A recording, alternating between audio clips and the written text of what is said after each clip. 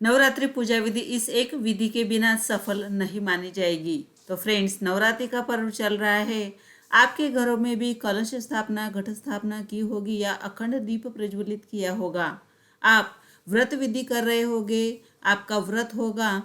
बहुत ही पूरे श्रद्धा से, मनोभाव से आप पूजा अर्चना कर रहे होंगे। लेकिन इस नवरात्रि के पर्व में 9 दिनों की, 9 रूपों की आप पूरे श्रद्धा से पूजा कर रहे होंगे, लेकिन इस एक विधि के बिना यह पूजा सफल नहीं मानी जाएगी। एक विधि करना बहुत ज़रूरी है। तो फ्रेंड्स, यह विधि करने के लिए पूरे श्रद्धा से करना चाहिए। अगर एक भी चीज़ गलत हो गई तो आपको भुगतना पड़ेगा। पूरे साल तक आप पर माता रानी का क्रोध आप पर आएगा और आपका घर तहस नहस हो जाएगा। तो फ्रेंड्स, यह कौन सी एक विधि है, यह जानने के लिए यह वीडियो पूरा देखिए। और अभी तक आपने क्रिएटिव भगवान को सब्सक्राइब नहीं किया है तो जल्द ही सब्सक्राइब करके पास वाली बेल आइकॉन को क्लिक करना मत भूलिए।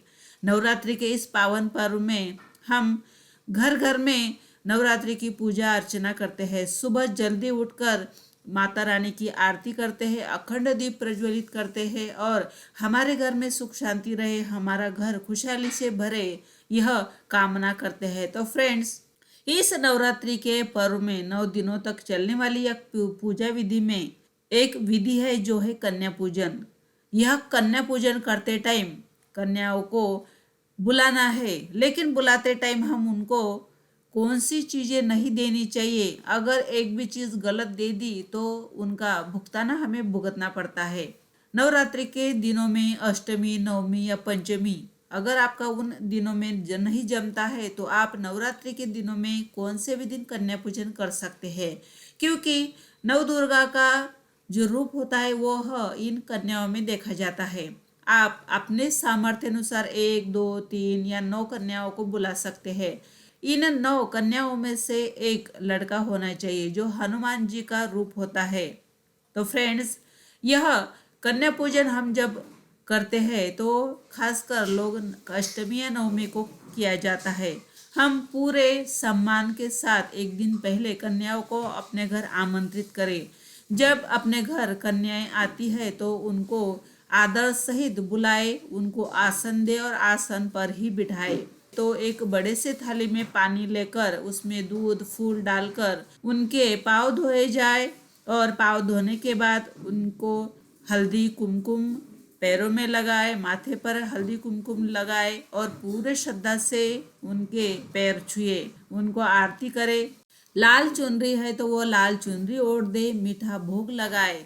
इस तरह से सभी कन्याओं है उनके पाँव धोकर आशीर्वाद ले।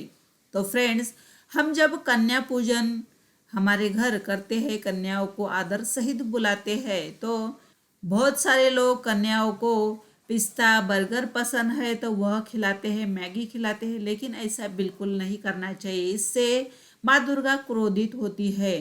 कन्याओं को सात्विक भोजन देना चाहिए, हलवा पूरी। जो आपके घर है प्याज लहसुन का इस्तेमाल ना करें, ऐसा सात्विक भोजन उन्हें खिलाना चाहिए। 2 साल से आगे छोटा बच्चा है, वह नहीं खाता है अपने हाथ से, तो खुद अपने हाथ से उनको खिलाए। ऐसा उन्होंने भरपेट खाना चाहिए। कन्याओं को एक मीठा फल देना चाहिए, ये जैसे कि केला, सेब, अनार ऐसे देना चाहिए।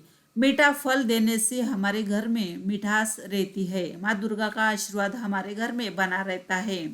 कन्याओं को कभी भी खाली हाथ ना जाने दे। अपने क्षमता अनुसार उन्हें दक्षिणा जरूर दे, 10 रुपये 20 रुपये ऐसा जरूर देना चाहिए। हम जब कन्याओं को लक्ष्मी देते हैं तो वह कन्याएं भी लक्ष्मी प्राप्ति का आशीर्वाद हमें देते हैं। तो फ्रेंड्स, इस तरह से हमने एक विधि जो है वह अवश्य करनी चाहिए। कन्याओं को पूरा भोजन देने के बाद उनको दक्षिणा अवश्य दे।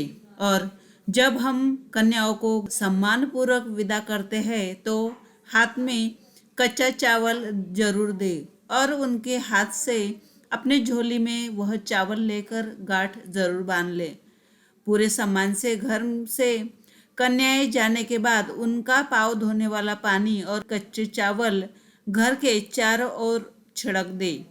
ऐसा करने से घर में धन धान्य संपत्ति के भंडार खुल जाते हैं। तो फ्रेंड्स, इस नवरात्रि में एक विधि जरूर कर ले और कन्याओं का आशीर्वाद प्राप्त करें। आपके घर में माता रानी की कृपा दृष्टि बनी रहेगी, घर में खुशहाली धन धान्य के भंडार खुल जाएंगे।